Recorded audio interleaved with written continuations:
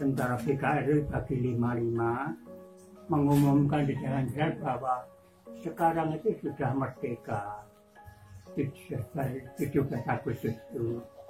Jadi sudah tidak dijajah Jepang, maka rakyat harus tahu bahwa sekarang sudah punya presiden Soekarno, wakil presiden Muhammad Hatta, masing-masing rakyat supaya memakai merah putih.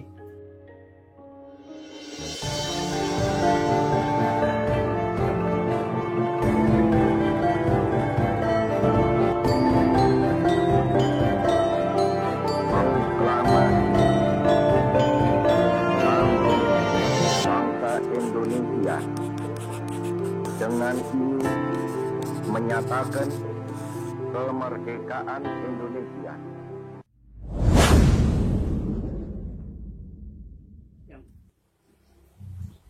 Di Blitar sini saya waktu merdeka itu kan masih umur 15 ya.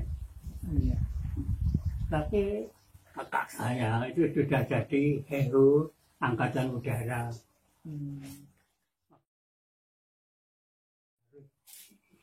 Saya terpengaruh menuju di Jepang itu, bukan ingin jadi tentaranya itu.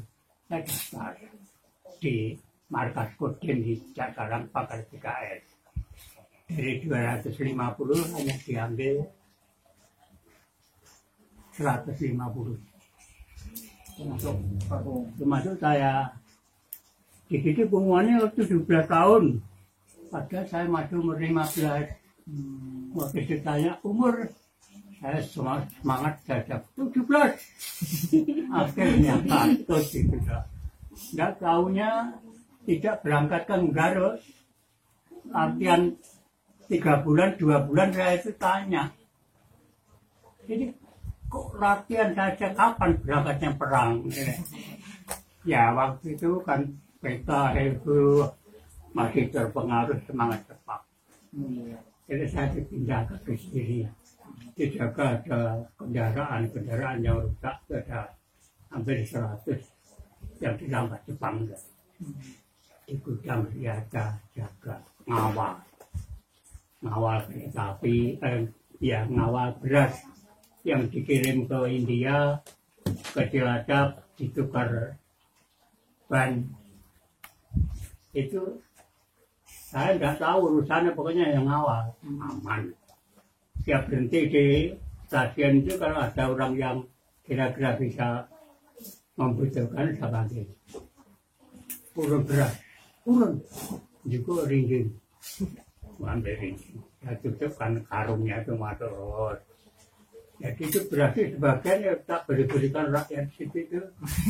Di sepanjang jalan. Iya. Akhirnya tugas front ke Surabaya itu cara 3 kali. Jadi front di Cilik Puntu, mana 3 kali itu. Tapi tugas saya udah bukan perangnya, tapi kurir. Dari resimen ke batalan-batalan itu. Wah itu malah berat itu. Pengalaman berjalan 1 hari 1 malam ke mana itu daerah ini untuk ke Lamongan, jalan 2 orang. Akhirnya saya di sini dijadikan wakil komandan 10.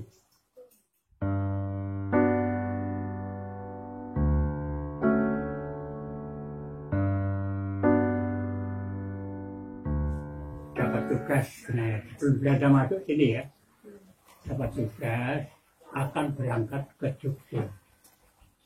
Kita sudah naik kereta api, karena Belanda katanya mendarat di Maguwo sana, Jogja. Tapi setelah naik kereta api jam 9 malam ada informasi Belanda masuk dari daerah Lodroyo. Akhirnya kami tidak jadi berangkat, mempertahankan Blitar. Jadi saya kompi 2 di sana namanya Abu itu diserang Abu pionir, suruh memutus jembatan di Lodroyo. Setelah dia berangkat, jembatan sudah jaga oleh Belanda. Akhirnya tidak jadi mundur, pasukan disiapkan kompi 4 di sini. saya kompi 2 di sini, kompi 3 di selatan. Perkiraan Belanda itu kalau masuk di Kanigoro masuk sini, yang di Purwokerto sini, catanya Belanda enggak. Masuk di Kanigoro, Garung pecah jadi 2. Karena dilihat apa, sampai sana pertahanan juga Belanda di Malang itu. Di situ masuk kompi 4 yang pertahanan Jogja itu tidak kuat. Belanda masuk. Jadi kita mengajak Belanda ke Kanigoro, tahu-tahu dari Rosokrep ini motor tank nyerang kita dari belakang. Akhirnya kita lawan, tank hancur. Nah, bagaimana dulu pertempuran itu, termasuk truknya juga hancur 1. Akhirnya batu api tank 5. Kita mundur ke selatan. Jadi korban kita juga ada 1-2. Tapi yang kena tembakan di truk, di tank itu nggak tahu korbannya berapa. Karena tank dan truk itu lumpuh. Akhirnya ditarik. Nah, kita barat. Jadi tiap sore nyerang. Jadi kompi 2 di utara, kompi 3 nyerang. Nah, perhitungannya entah bagaimana akhirnya diperintahkan kita tidak mampu untuk menyerang frontal. Kita harus gerilya, dan gerilya. Sekarang selama gerilya itu kita itu jadi tentara waktu itu apa ya? Anak buah saya itu umurnya lebih tua-tua, bahkan bekas sehu, bekas peta, sebagainya. Saya yang muda diberi tugas sebagai wakil komandan brigade karena komandan brigadenya luka tangannya itu. Jadi tidak selalu ada, selalu itu gerakan mengadang balik Belanda. Itu tujuan saya 2. Saya nembaki Belanda yang naik truk atau nembaki yang di rampatan SGP itu. Pulangnya di Utara Jogret itu ada pedagang jenang jajah. Saya mampir, itu mesti dibeli. Saya bukan saya untuk ini yang anak buah itu loh. Itu seni rokok. Jadi saya bergerak itu tujuan saya mencarikan rokok sebenarnya itu. Dan anak buah. Tapi pekerjaan saya yang lain-lain itu saya beritahu, situ nggak tahu situasi sini, jangan. Karena ada yang mengikuti saya itu 1 kali mengikuti sersan kasihan dari Kediri itu, akhirnya tertembak Belanda di Indonesia Utara itu, mati 2. Saya mundur ada perempuan datang, Pak, kawannya di sungai itu tertembak Belanda 2. Wah, siapa ini? Terus saya lihat itu namanya kasihan itu dengan Jambi. Maka sudah saya pesan, kalau ikut saya mari, tapi bergerak sendiri jangan. Karena medianya sini dia tidak tahu. Sampai kepada menyerang Beringin. Itu 2. Dari utara Batal Dekatan, dari selatan Batal saya. Siang-siang menyerang. Saya di pagar stasiun Beringin. Akhirnya Batal kompi atau Batal Dekatan itu memang bukan tentara yang terdidik seperti saya. Itu saya pemuda-pemuda gitu entah bagaimana. Jadi disiplinnya itu enggak kurang. Mestinya jam 4 baru tembakan, jam 11 setengah 12 sudah nembak. Karena gerakannya diketahui Belanda.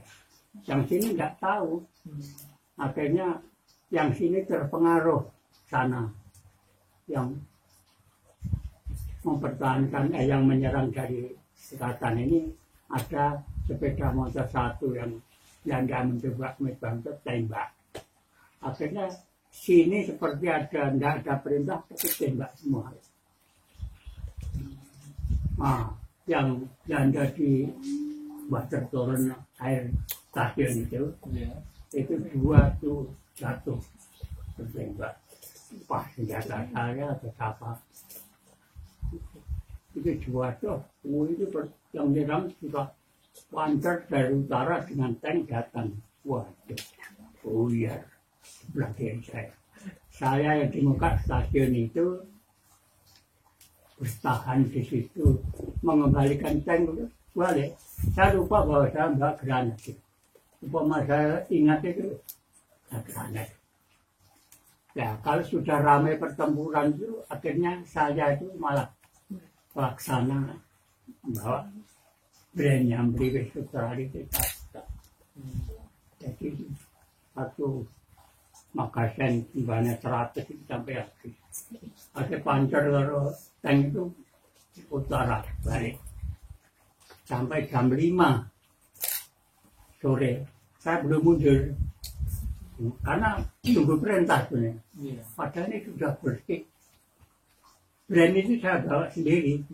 Kalau sudah bertambah ramai, saya nembak, saya bawa, akhirnya kena tembakan gini. Saya bawa brand begini, arahnya itu kena ada pongnya. Jadi brand saya Australia itu kalau dari depan itu suaranya seperti senjata 12,7 bentar, kena pongnya itu. Yang mungkin diinti tingkat kepala, yang kena itu. Saya berputar 3 kali, ini jatuh ke jurang sampai bisa lari ke desa Jatinom. Tidak apa-apa. Di Jatinom anak 2, 3, 7, 6 dengan dia. Yang 4 itu tidak tahu saya.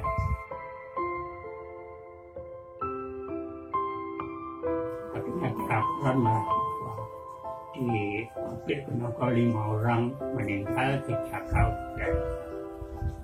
Terus ada Jepang yang sempat saya itu selalu diikuti apa ya, cara ngadang petunjuk itu Jepang.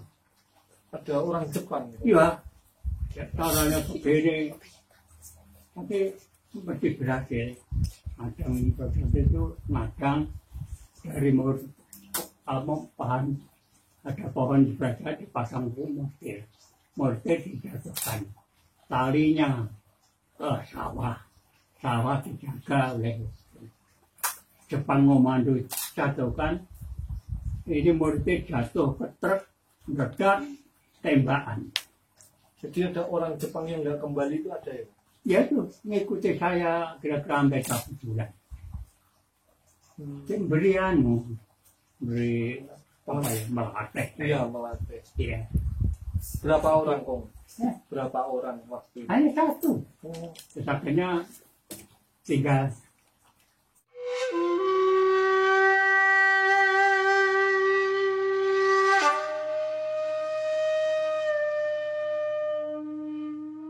Selama hampir 2 tahun di sini dengan pertempuran korbannya ada 80. 2, 3, 400. Termasuk anak buah saya itu yang dibelingi 4. Jadi banyak kejadian yang tembak Belanda, enggak itu apa? Tidak sampai kena itu semua karena ya kepercayaan. Saya tidak punya jimat, tidak punya. Tapi dari ibu saya diberi bekal dari tanahnya kawan yang di kelari saya itu dibungkus, tempatnya di Jowojo itu di atas ini. Jadi kemana-mana Surabaya itu tempatnya di atas. Jadi kepercayaan saya dari ibu itu merupakan apa ya, pelindung saya. Kalau mau berangkat itu di mobil, murah di jalan keluar ini. Ayo murah pecah rumah, tak langkai, kain 3 kali. Karena bapak saya itu, saya lahir, bapak meninggal 20 hari baru saya lahir. Saya itu kelahiran di pondok ya, tapi tidak pernah ngaji. Karena apa? Waktu itu dengan ibu saya itu diberikan orang. Alasannya kelahiran upak pusernya saya itu sama kelahirannya ibu. Itu syaratnya harus diberikan orang. Pak Dirman, Jenderal Dirman itu di Kediri saya pernah jaga di Arsenannya. Mestinya jaga dibuka pintu itu berdiri dengan senjata di tangannya. Saya panggil penjaga, siap masuk. Saya jawab, jaga depan pintu. Saya perintahkan masuk. Dia duduk di tempat tidur, saya diberi kursi. Mulai jam 10 malam itu sampai jam 4 pagi. Kenapa masuk darah? Kenapa sampai harus sembahyang? Saya tak pernah sembahyang, kenapa? Tidak pernah belajar, jawaban saya. Dan tentara enggak untuk sembahyang apa tidak ada waktunya. Jawaban saya waktu itu jadi prajurit. Itu jam 10 sampai jam 4 itu minumnya apa jaga tadi, kopi dengan teh, mau susu, mau ajudannya Kapten Parjo waktu lantiknya jadi menteri Mansur. Jelas ya, ambil susu 2, 1 Jenderal Dirman, 1 saya. Sampai 2 kali itu, sampai 4 pagi ya. Iya.